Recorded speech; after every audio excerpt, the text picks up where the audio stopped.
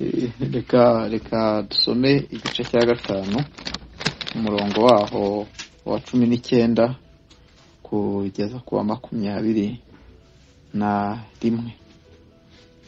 Haravuga ngo kandi nk'uko kutumvira Imana k'umuntu umwe kwateye ko abenshi baba abanyabyaha, niko no kumvira kumwe kuzatera ko abenshi baba abakiranutsi.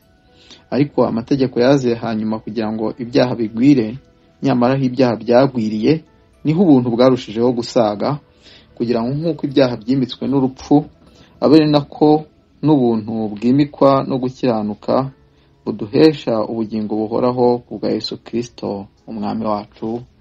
Amen. Turi kureba muri aya magambo Paul ari kwandikira itorero ry'i Roma, aryandikira afite ngo gahunda imwe yo kubabwira ubutumwa bwiza nk'uko yabubwiye no mu yandi mahanga yose. Igice cya mbere umurongo waho wa 14 ndajya nsoma ntimugire ikibazo. Abagira iki n'abatari abagira iki, abanyabwenge n'abaswa mbafiteho umwenda, nicyo gituma ku bwanjye nshaka kubabwira ubutumwa bwiza namwe abari i Roma. Paul rero yandika urwandiko afite ngo gahunda yo kubwira ubutumwa bwiza abantu bari i Roma. Niyo mpamvu Paul ari kwandika urwandiko ava imuzi icyo twakwita ubutumwa bwiza cyangwa se inkuru nziza ya Yesu Kristo waje gukiza abanyabyaha. Rero ahera ku gice cya mbere ari kuvuga ubwo butumwa bwiza, impamvu buvuga akavuga ngo karimo gukiranuka kuva ku Mana guhishurirwa, kandi uko gukiranuka ngo guheshwa n'inzira imwe, kwizera gusa. Niho gukiranuka kuva ku Mana guhishurirwa, ngo guheshwa no kwizera, ngo kandi ngo iyo nzira ngo nta muntu ujye uyiteshuka, ngo kuho ngo guheshwa no kwizera ngo kugakomezwa nako. Hari igihe muri no minsi usanga abantu benshi bavuga ko ni byiza rwose kwizera, ariko umuntu agomba gukora n'imirimo kugira ngo azabane n'Imana, bityo kwizera kwe kugafatikanya n'imirimo ye. Nuvuga ngo icyizere afite mu murimo wa Kristo kigafatikanya noneho n'imirimo ye. Nuvuga ngo imirimo ya Kristo igafatikanya n'imirimo ye kugira ngo ibyo bintu bizamushorere neza bimugeze mu ijuru. Ibyo rero ntago ari byo, ahubwo Paul avuga ko gukiranuka Imana ishaka ku bantu, cyangwa se gukiranuka kw'Imana guheshwa no kwizera, kandi ngo uko gukiranuka gukomezwa no kwizera, cyangwa se umuntu ukiranuka ngabeshwaho no kugira gute no kwizera. Nukuvuga ngo ikintu gikomeza gusustaininga uko gukiranuka mu mutima wa muntu uko yakoze neza cyangwa nabi, ahubwo gikomeza kugusustaininga no kwizera. Amen. Rero nibyo Paul akavuga ati rero ubwo butumwa bwiza ntabwo bunkoze isoni, kuko ari imbaraga y'Imana ihesha uwizera wese kiranuka.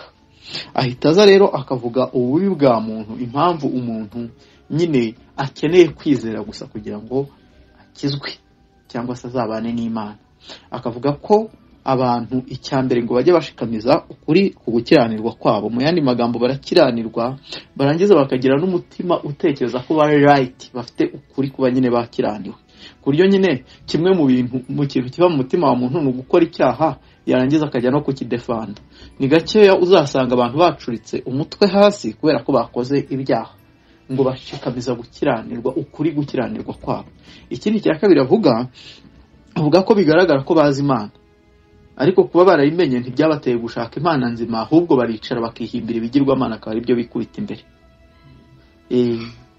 Rero akavuga ko nyine abantu bahimba ibigirwamana akaba ari byo bikubita imbere, bagafata ibintu byaremwe akaba ari byo bahindura Imana, ibiremwa bigenzi byabo akaba ari byo bahindura Imana aho kugira ngo bubararire Imana nzima.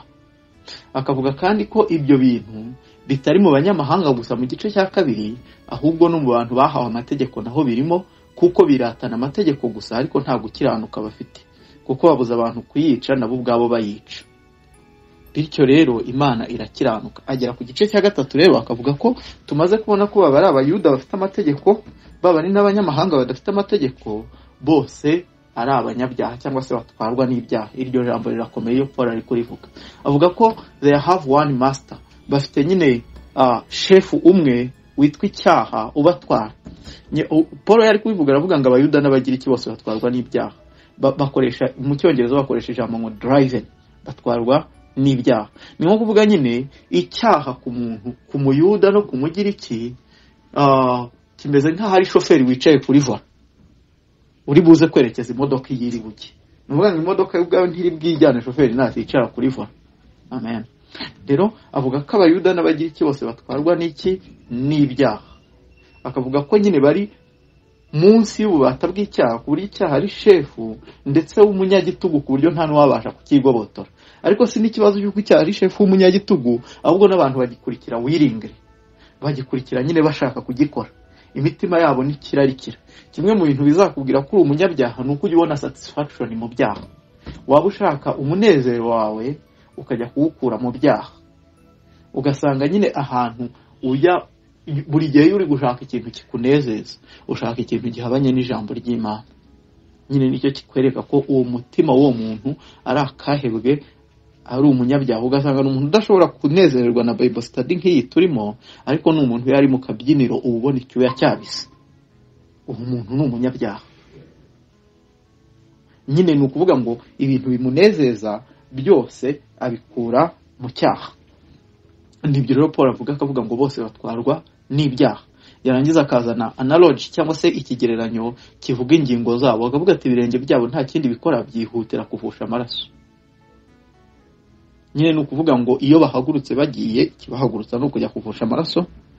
Akavuga ko akanwa kabo ngiyo ngo babumbuye umunwa ngo bavuge, ngo birutwa naho umuntu yarumwa n'inshira cyangwa se ngo agafungura igituro. Murabyumva? Nubwo buryo rero avuga mu bunyabyaha bw'abantu. Rero mu gice cya gatatu akomeje niho avuga ko ndetse n'amategeko aza ntabwo yazizenga kureho ibyo byaha, cyangwa se ngo abantu bayubahirize babone gukiranuka muri yo. Mu gice cya gatatu umurongo wabo wa 18 navuga ngo n'amategeko yaraje mu kugira ngo akanwa kose kazibwe, kugira ngo aze neza aho umushinja w'abantu yuko ari abanyabyaha.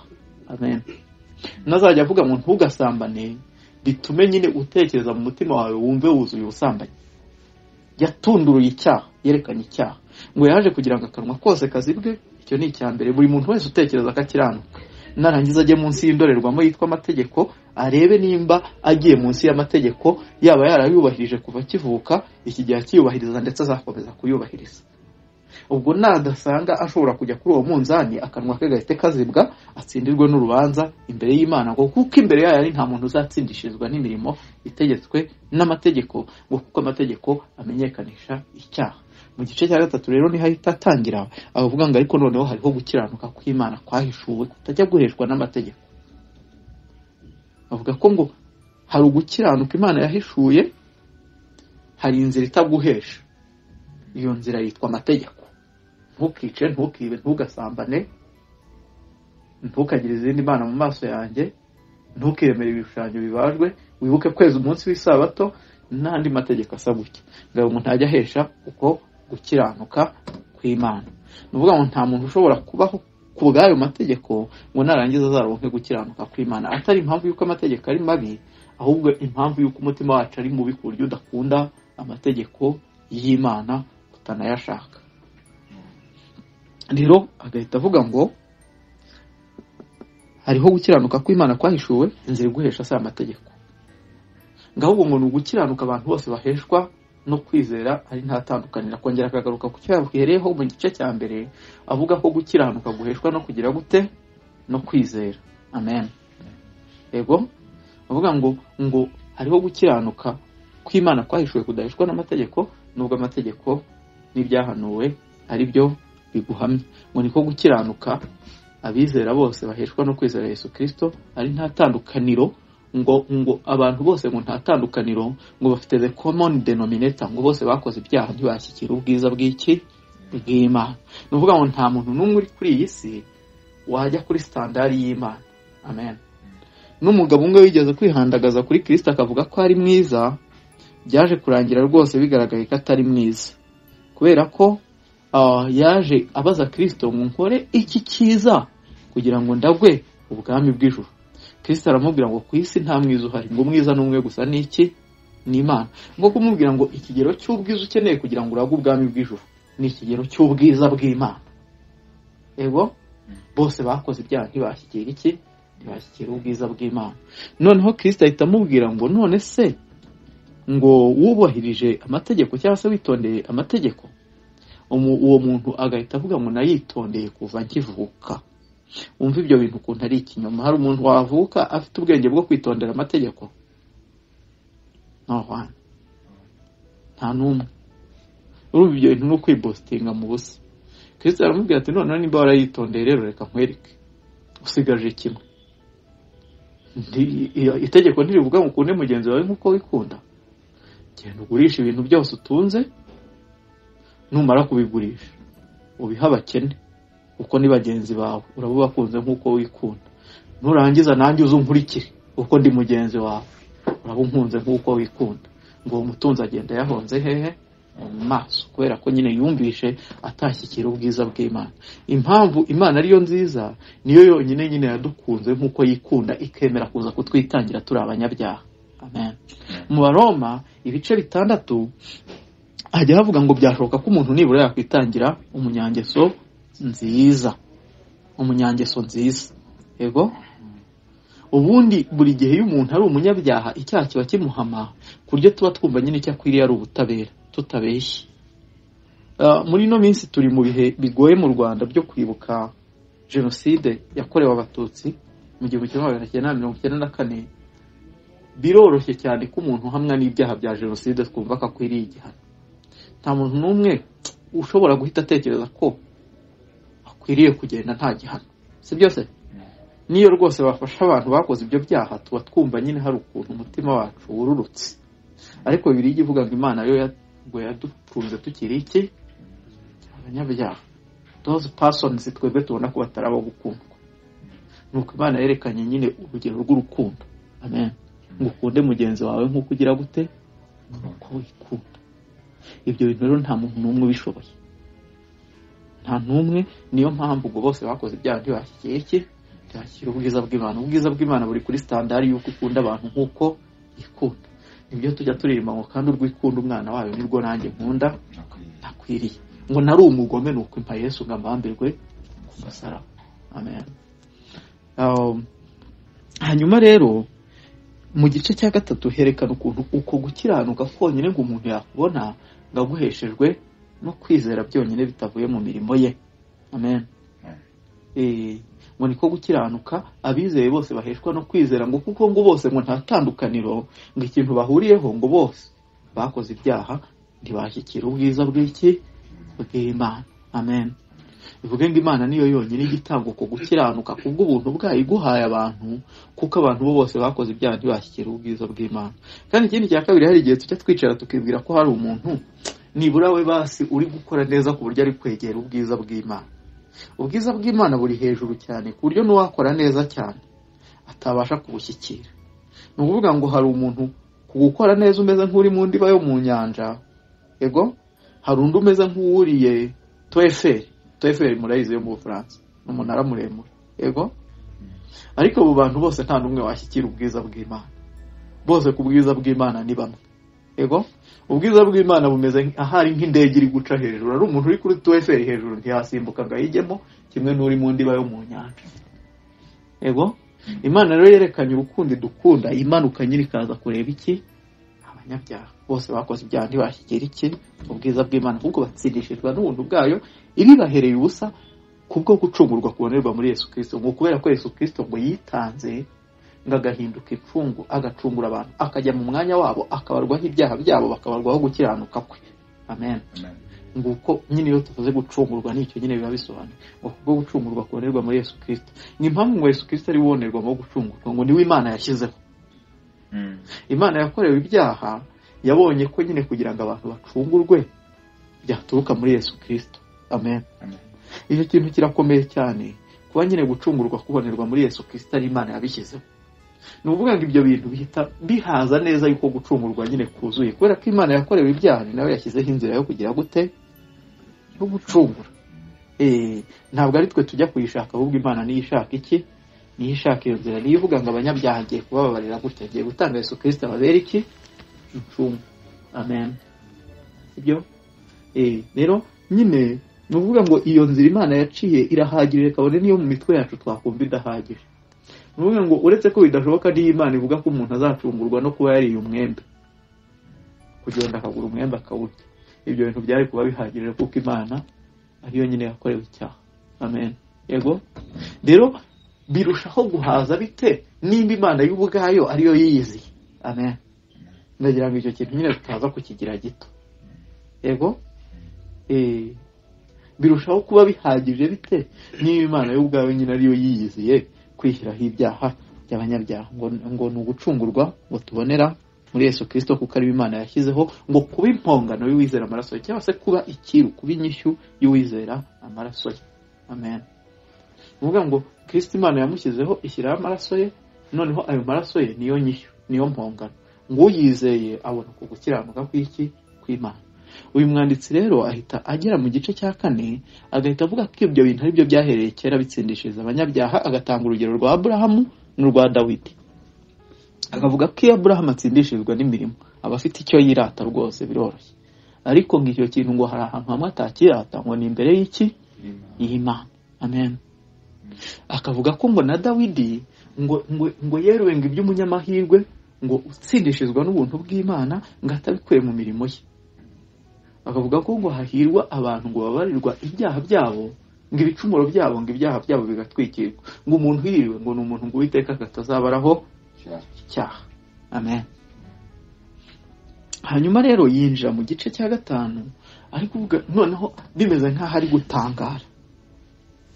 Tuze kumva rero mu gice cya 5 avuga ngo nuko rero ubwo twatsindishirijwe no kwizera dufite amahoro ku Mana ku bwa Yesu Kristo. Ntabwo tuyafite ku bwacu. Ntabwo umuntu yicara ngo yumva ayo mahoro afite ku Mana ari guturuka muri we mu mutima we, yego. Kabone nubwo Imana igitanga ayo mahoro yo mu mutima nyine, ariko umuntu igituma nyine yumva afite ayo mahoro ni ukwegamira kuri Yesu Kristo. Amen. Ngo dufite ubwo twatsindishirijwe no kwizera, ubwo twagizwe abere kubwo kwizera. Mwumva ukuntu bikomeye, ngo dufite amahoro ku Mana ngo ku bwa Yesu Kristo. Ngo Yesu Kristo ngo yadushyikirije ubuntu dushikamye muri iki gihe. Ngo muri iki gihe ngo ni ubuntu bw'Imana gusa bwadutsindishirije. Ni ukuvuga ngo ikintu kigira abantu intungane ni uko Imana ari inyabuntu yonyine. Amen. Ngo ku bwa Yesu Kristo yadushyikirije ubuntu dushikamyemo, udutengamaye muri iki gihe, ngo tubone uko twishimira ibyiringiro byo kuzabona ubwiza bwe. Yego. Ngo tubone uko twicara, ngo tujye twishimira yuko nta kabuza tuzabana na Kristo. Iki gihe duhagaze mu buntu turi kugana mu bwiza. Amen. We live in this world in grace. After this world we will be in glory. Amen. Yego. Ngo nuko ngabana b'Imana bameze n'abantu bari kuva mu bwiza bajya mu bundi, n'abantu bahagaze kuri iyi si bazi ko bagiriwe imbabazi gusa n'Imana, kandi bazi ko igihe iyi si izaba itagihari cyangwa se bazaba bavuye kuri iyi si bazaba bagiye hehe mu bwiza. Ubwo bwiza rero ngo bajya babureba bakagira gute, bakabwishimira. Hanyuma ikindi kintu rero bavuga mu gice cya 5 bahita baza berekana ubundi ukuntu umuntu nyine yahindutse umunyabyaha. Ariho nyine twari tugiye kureba neza dukomeza. Bakavuga ko ku murongo wa 12 ndagira ngo tuharebe, haravuga ngo uko bimeze bityo nk'uko ibyaha byazanywe mu isi n'umuntu umwe, ngo ibyaha byaje mu isi bizanywe n'umuntu umwe ari we Adamu. Amen. Yego. Ngo urupfu rukazanwa n'ibyaha, niko urupfu rugera ku bantu bose kuko bose bakoze ibyaha. Ni ukuvuga ngo icyaha cyazanywe n'umuntu umwe, ariko icyaha ngo kiza gikuruye urupfu. Ego. Hano Bibiliya iri kuvuga urupfu iruvuga nyine mu buryo butatu. Yivuze ngo ibihembo by'ibyaha ni urupfu. Urupfu rwa mbere umuntu apfa ni ukuvuka atandukanyijwe n'Imana, the separation n'Imana, ko umuntu nyine avuka atandukanyijwe n'Imana. Urwo ni rwo rupfu rwa mbere. Urupfu rwa kabiri Bibiliya ivuga ni urupfu rw'umubiri. Kubera icyaha nyine tujya tuva no muri uyu mubiri tugapfa. Urupfu rwa nyuma rero rwo rurakomeye, ni rwo Bibiliya yitaho ni urupfu rwa kabiri. Nuko abanyabyaha batazizera Yesu Kristo bazahanwa igihano cy'iteka n'Imana, ngo igihe kimwe Imana izabatera umugongo. Ego. Baba ahantu hatari impuhwe n'ubuntu n'imbabazi z'Imana. Amen. Baba ahantu Imana ihari gusa iri kuherekana umujinya wayo wonyine. Ubwo ni rwo rupfu rero rukomeye. Ngo ibyo bintu rero byose, ngo icyaha ngo cyazanywe n'umuntu umwe, ngo ariko icyaha ngo kiza ngo kiri gukurubana urupfu. muri iki gice cya gatanu ikindi kintu berekana ngo icyaha ngo cyimitse urupfu ngo cyaruhaye ngo ubutware ku bantu. Amen. Ngo icyaha ngo cyafashe ngo ikamba ry'ubwami ngo kirangije ngo kirishyira ngo ku mutwe w'urupfu. Amen. Ngo kirarwimika ku buryo nyine ngo icyaha ngo uburyo kiyobora ngo kiyobora gikoresheje urupfu, ku buryo abantu baba munsi y'ubwoba bw'urupfu. Amen. Mu Baheburayo ibice bibiri bajya babivuga, bakavuga ko Yesu Kristo ngo yacunguye ngo abantu ngo bahoze batwarwa n'ubwoba bwo gutinya urupfu mu kubaho kwabo kose. Amen. Ngo kugira ngo ababature kuri ubwo bwoba. Ego nuvuga rero ngo icyaha ikintu cyazanye urupfu kirangije kirarwimika, kiruha ubutware hejuru y'abantu, ndetse urupfu rufite ubutware hejuru y'ibindi bintu byose duhura nabyo kuri iyi si, ku buryo Bibiliya ivuga ko ari we mwanzi wanyu muzatsembwa. Mu Bakorinto ibice 15 ngo umwanzi wanyu muzaheruka gukurwaho n'iki? Urupfu. Ngo nibwo abantu bazicara bakavuga ngo yewe rupfu we urubori rwawe ruri. Amen. Nuko urupfu rukomeye rero. Urupfu rufite ubutware ku bantu bose, ku buryo rujya no mu nda y'umugore utwite rukicira y'umwana. Ni icyo kintu cyaha cyimitse. Amen. Nyine rufite ubutware ku muntu wese, yaba umusaza yaba umukecuru. Nyine urupfu ni rwo rwonyine rufite teritwari y'isi yose. Ego yaba umwana muto, yaba inzobe, yaba igikara, yaba umuzungu, yaba umwirabura, bose rujya rubahumbahumba rukajyana. Ego ngo icyaha rero cyararwimitse, rufite ubwo butware. Twabyanga twabyemera, iki gihe twicaye aha, ariko rimwe hari igihe imibiri yacu izaruhukira mu mva, cyangwa se bishobora no kudatinda, ishobora no kutajyamo. Hari igihe utwarwa n'uruzi cyangwa ugahera mu nzu. Nyine urupfu ko twabigenza kose ruri hano imbere. Ni nayo mpamvu bimwe nyine mu bintu abantu bakabaye bateganya, Bibiliya ivuga ngo iyo baba abanyabwenge bakabaye bita ku iherezo ryabo. Hari igihe nyine njya nicaye nko mu rugo ndi guteganya nyine ukuntu umwana wanjye azabaho n'ibiki, sintekereze ko nyine nzapfa, kandi aricyo kintu kiri very sure, nicyo kintu mfite kiri sure.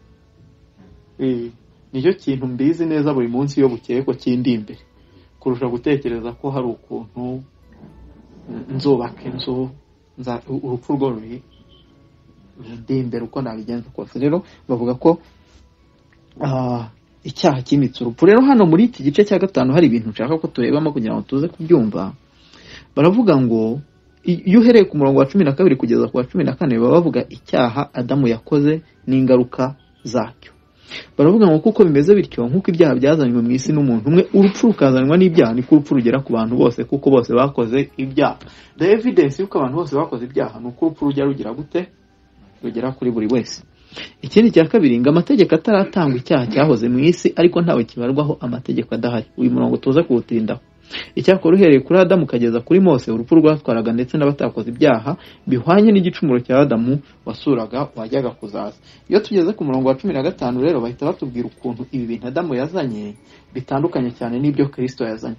Yego bavuga ngo ariko umva abantu bahera hejuru baravuga ngo kuko bimeze bityo, noneho munsi bagahita bavuga ngo ariko impano y'ubuntu bw'Imana ntigira ihuriro n'icyo gicumuro, kuko ubw'igicumuro kimwe cyateje abantu benshi urupfu, niko ubuntu bw'Imana n'impano y'ubuntu bw'umuntu umwe ari we Yesu Kristo byarushijeho gusaga kuri benshi. Ngo iherezo ry'ubwo buntu ntirigirana isano n'icyaha cy'uwo muntu umwe. Mwumve rero impamvu bitagirana isano ni irihe rero? Ngo iherezo ry'ikintu Kristo yakoze ntabwo rifitanye isano n'urupfu, ngo biritaruye cyane, ngo kimwe kiri iburasirazuba ikindi kiri hehe? Kiri iburengerazuba. Kubera iki rero? Baravuga ngo ntirege isano n'iry'icyaha cy'uwo muntu umwe, ngo kuko iherezo ry'icyo cyaha ryari ugucirwaho iteka. Ego hano bagiye gukompara ibintu bibiri, bagiye gukompara ibyakozwe n'abantu babiri na results zavuyemo, cyangwa se ingaruka zavuyemo, ndetse n'abagenerwa bikorwa b'ibyo bintu. Twabonye ko icyaha cya Adamu cyakururutse ku bantu bose, ku buryo abantu bose bavuka ari iki? Ari abanyabyaha. Amen. Rero bakavuga ko ibyakozwe na Kristo bitagize aho bihuriye n'ibyakozwe na Adamu, ngo biratandukanye cyane. Kubera ko icya mbere ngo nuko ngo iherezo ry'icyango kwari ugucirwaho iteka. Yego icyo nicyo cya mbere. Nukuvuga ngo nyuma ya byose ukurikiranye nyine ibintu Adamu yakoze bizarangirira ku gucirwaho iki iteka. Amen. Hano bakavuga ngo iherezo ry'ubwo buntu nigira isano n'icyaha cy'uwo muntu umwe, kuko iherezo ry'icyo cyaha ari ryo gucirwaho iteka, naho iherezo ry'iyo mpano y'ubuntu yatanzwe kubw'ibicumuro bya benshi ngo ni ugutsindishirizwa. Tubanze twumva ibyo bintu bibiri. Hariho Adamu, iherezo ryabyo ni ugucirwaho iteka. Kristo, iherezo ryabyo ni ukugira gute? Ni ugutsindishirizwa. Amen. Sibyo? Icyo nicyo kintu cya mbere babanza kuvuga hano. Hari igicumuro cyakozwe na Adamu, hari n'icyo gukiranuka cyakozwe na Kristo. Yego? Iherezo ry'igicumuro cya Adamu ni ukujya mu rubanza, umuntu agacirwaho iteka. Yego? Bigatangazwa rwose ko urubanza rugeze gute? Rumutsinze kandi ntari buze kurokokera. Noneho ngo iherezo ry'icyakozwe na Kristo cyo gukiranuka ngo ni ugutsindishirizwa. Mu yandi magambo ni ukujya mu rubanza, umuntu akabarwa ko ari umwere. Amen. Yego? Ni ukugera mu rubanza, umuntu akabarwa ko ari iki? Ko ari umwere. Aha, ibyo bintu birakomeye rero. Noneho mwumva ikindi kintu bavuga hano. Baravuga ngo kuko ubw'igicumuro cy'umwe cyateye ku rupfu rw'imikwa n'umwe, niko abahawe ubuntu busesekaye n'impano yo gukiranuka bazarushaho kwimikanwa ubugingo n'umwe, ari we Yesu Kristo. Ngo igicumuro cy'umwe ngo kimitse urupfu. Yego? Noneho ngo hari abandi bantu ngo bahawe ngo impano yo gukiranuka. Amen. Icyanditswe kiratangaje cyane ukuntu nyine ngo gukiranuka it is a gift. Ntabwo ari ibintu biba inward mu muntu, ahubwo ni ibintu ahabwa. Amen. Yego? Ni ibintu byakozwe na Kristo, araza akabiha umuntu, uwo muntu akayagenda bisigatiye avuga ngo ndakiranuka, noneho I have that gift. Yego? Aho rero igicumuro cy'umuntu umwe witwa Adamu ngo cyateka abantu bagira gute? Bapfa. Ngo ariko icyo gukiranuka, ngo impano y'ubuntu ngo no gukiranuka bya Kristo ngo bitera ko abantu ngo bahabwa kubaho byiteka, batarimbuka ahubwo babaho byiteka. Murumva irindi tandukaniro ririmo. Ego? Irya mbere ni ugucirwaho iteka, gutsindishirizwa. Ego? Irya kabiri ni urupfu, ubugingo buhoraho. Sibyo? Mwumve rero ahandi ukuntu babivuga. Umurongo wa 18 baravuga ngo nuko ubw'igicumuro cy'umuntu umwe cyateka abantu bose bacirwaho iteka, ni nako icyo gukiranuka cyakozwe n'umwe cyahereje abantu gutsindishirizwa bagahabwa ubugingo. Hano bameze nk'ababifatanije. Tugeze ku murongo wa 19 rero bahita bavuga iki gicumuro cya Adamu cyari cyo, bakavuga ngo kandi nk'uko kutumvira Imana k'umuntu umwe kwateye ko benshi baba abanyabyaha. Murumva ngo hari Adamu icyaha yakoze ngo no kutumvira iki Imana. Ariko ngo ibyo bintu ngo bihita bitera ko benshi baba abanyabyaha. No kuvuga ngo Adamu yari ari kwisi, yari ambasaderi w'abantu benshi, kandi ibyo bintu niko Imana yabigennye. Niyo mpamvu Kristo aza kwisi akaba ambasaderi w'abantu benshi. Hari igihe abantu bajya bireguza ngo none se ngo ubwongo ni ukubera iki ngo tubarwaho igicumuro cya Adamu.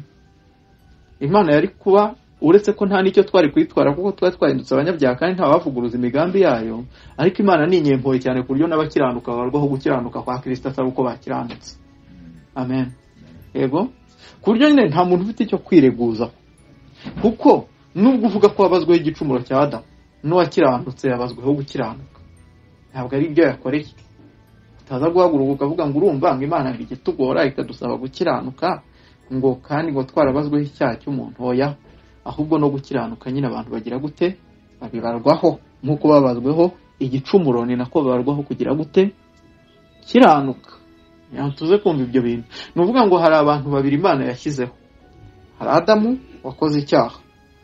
Yego? Hari Kristo utarakoze icyaha. Hari Adamu wacumuye, hari Kristo wakiranutse. Yego? Umuntu rero bari ku ruhande rumwe. Nta muntu ujya hagati. Nta muntu ujya hagati avuga ngo urumva ngo ngiye ngo sindi kwa Adamu, ariko ngo sindi no kwa Kristo. Oya.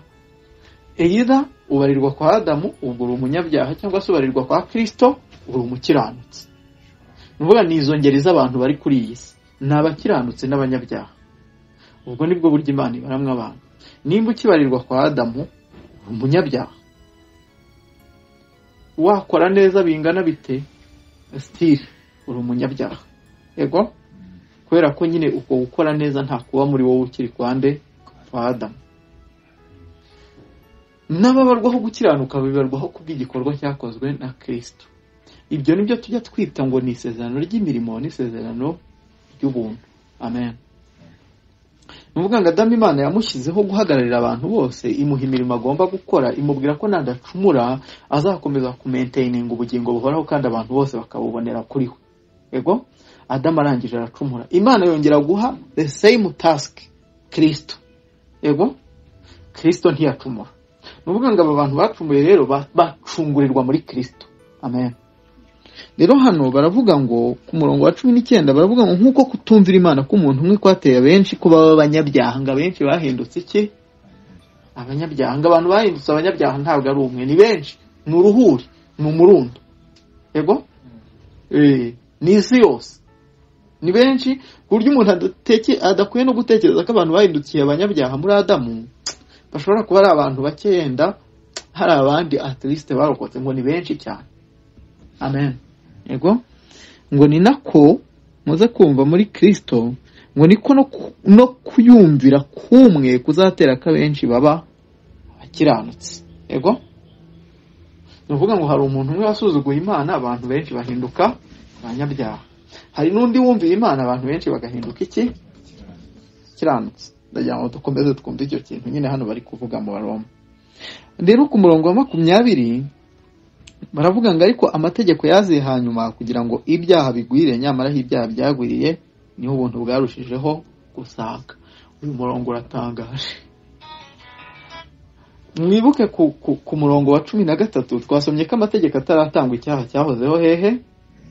Mu isi. Ego ngo ariko ngo ntawe kibarwaho hakurikijwe amategeko. Actually niko nyine mu murongo wa 13 bavuga. Nta muntu icyaha cyabarwagaho kubera ko hari code penal yishe zanditse ahantu. Ego ariko cyarahahoze, ndetse kibigaragaza ngo nuko urupfu rwatwaraga abantu hagati ya Adamu na Mose, Imana itaratanga isezerano ry'amategeko. Ego ngo urupfu ngo rwatwaraga abantu. Kubera iki urupfu rwatwaraga abantu? Kuko bose bakoze iki? Ibyaha. Mu yandi magambo tubona nyine icyaha kiri mu isi ndetse gikora, cyakoze nta muntu kibarwaho nyine hakurikijwe amategeko, ariko nyine icyaha cyari gihari ndetse n'abantu ari iki? Ari abanyabyaha. Igihe kigeze rero Imana itanga amategeko noneho kugira ngo abe umushinja w'aba bantu. Niyo mpamvu Bibiliya ivuga ngo muze kumva ku murongo wa 20 ngo amategeko yaze hanyuma kugira ngo ibyaha bigwire. Ntabwo ari ukuvuga ko amategeko yaje ku isi yarangiza akagwiza ibyaha. Ego ahubwo amategeko yaje mu isi noneho abantu batangiye kuyirebamo, batangira kubona ukuntu nyine ari iki? Ari abanyabyaha. Nuvuga ngo amategeko yabaye nk'ukuntu mu gitabo cy'umugenzi bajya bagaragaza umuntu ngo uri gukura ahantu hari ivumbi ryinshi ngo rigatumuka cyane, ngo niko amategeko akora ngo mu mutima w'umunyabyaha. Ngiyagezemo ngamera ngo nk'umuntu ngo ufite umweyo ahantu hari ivumbi ngo riratumuka cyane. Ego nuko rero amategeko ameza araza nyine agahita yereka umuntu ko ari umunyabyaha mubi utabasha kuyubahiriza. Rero hano haravuga ngo amategeko yazeye hanyuma kugira ngo ibyaha bigwire. None umwumva ikindi kintu rero ngo nyamara ngaho ibyaha byagwiriye niho ubuntu bwarushijeho gusaga. Amen. Ego nuvuga ngo Imana ifite ubuntu bwinshi cyangwa se ifite ubuntu buhagije kugira ngo bukavaringa ibyaha by'abantu amategeko yerekanye. Amen. Ifite ubuntu buhagije bwo kubabarira umunyabyaha nyine mubi. Amen. Ifite ubuntu buhagije bwo kwihanganira umunyabyaha mubi. Ifite ubuntu buhagije bwo guha umunyabyaha mubi imbabazi ndetse ikamuha no kubana nayo. Amen. Ni iki nyine uyu murongo uvuze? Uravuze ngo ubuntu bwarushijeho kugira gute? Gusaga. Nuvuga ngo Imana ifite ubuntu buri hejuru y'ibyaha by'abantu, kuko iramutse idafite ubuntu bubasha kwihanganira ibyaha by'abantu nta numwe wagira gute? Nta numwe warokoka. Nukuvuga ngo ubuntu burasaze hejuru y'ibyaha by'abantu. Amen. Sinzi nimba muri kubyumva. Ubuntu bw'Imana buri all sufficient. Ntabwo buri sufficient mu mibabaro yacu, buri na sufficient ku byaha byacu. Amen. Ego nyine Imana ni nyabuntu hejuru y'ibyaha by'umuntu, ku buryo umunyabyaha wese uko yaba ameze kose Imana rwose ibasha kugira gute? Kumubabarira, ibasha kumwakira. Amen. Ihora iteze amaboko ku banyabyaha. Nta muntu w'umunyabyaha wakahebwe wageze ahantu nyine yarenze ubuntu bw'Imana. Amen. Ego ubuntu bw'Imana nyine bwarushijeho gusaga uko ibyaha nyine byarushijeho kugaragara. Amen.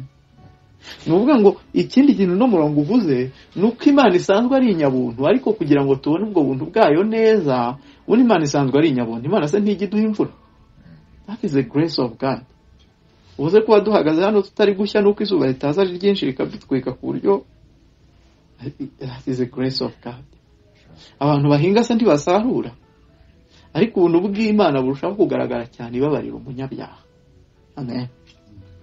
Uko ibyaha by'abantu byarushijeho gusaga, niko n'ubuntu bw'Imana bwarenzeho noneho bukaba bwinshi.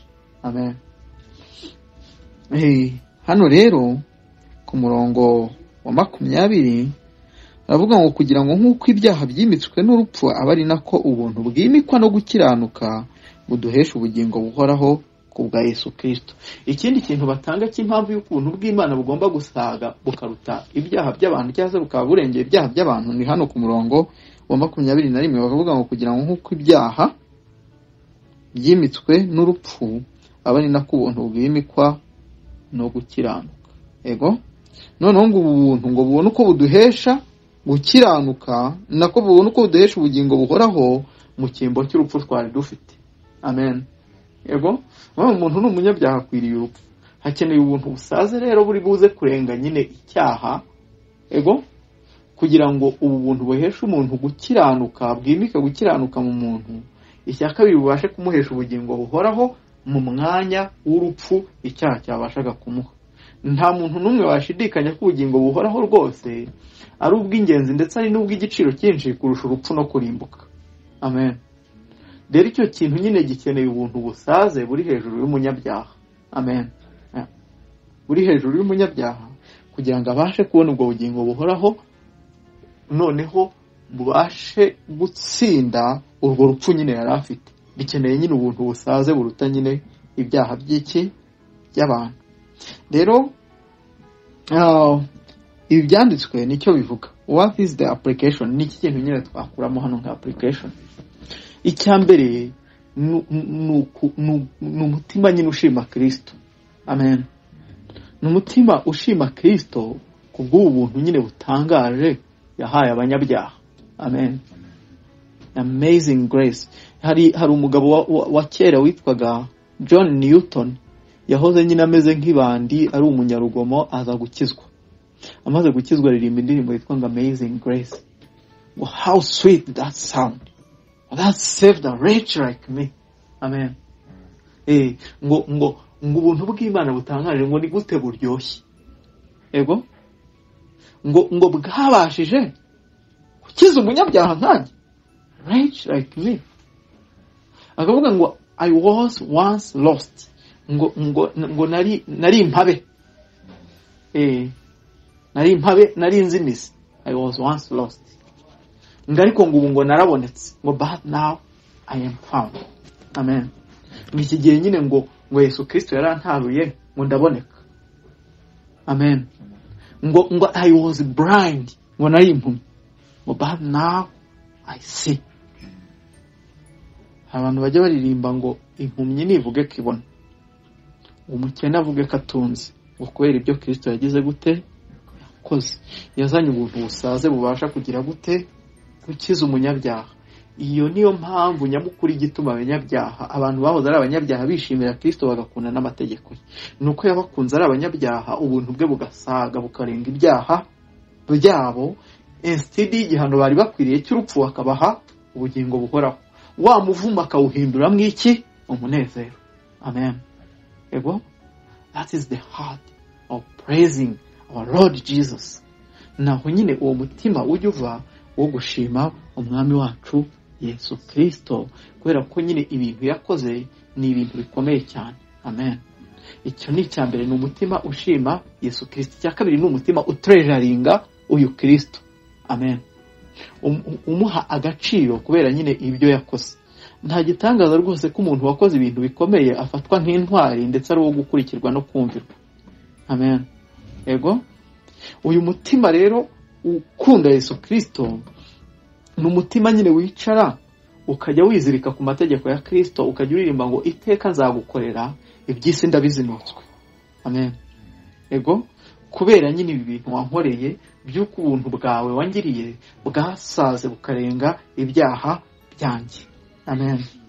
Ego kuko impano narongeye muri wowe y'ubugingo buhoraho ntikwiriye kugereranya n'ibyo nari narakuye mu byaha byanjye kubwo gukurikira Adamu. Amen. Ni umutima wongera gutejaringa Kristo ukajya umwubararira. Amen. Uvuga ngo nzajya kwikubita imbere. Icya gatatu ni umutima urushaho gukumbura uyu Kristo. Amen. Yego ni umutima urushaho kuvuga ngo Yesu Kristo ngwino nubwo ntarakubona, ngwino mukunzi wanjye. Amen. Kuko ari wowe wabashije kunkunda urukundo rutarondoreka, sinjye uzabona amaso yanjye akubonye uhingutse ku bicu. Amen. Ego nibyo Petero yandika akavuga ngo uwo mumukunda mutaramubona, ariko ngo nubwo mutaramubona muramwizera, ngo nicyo kijya gituma mwishima ibyishimo bitavugwa. Amen. Ngo umunezero w'abana b'Imana rero bavandimwe, Imana ikomeze kubana namwe, kanshimira umwami.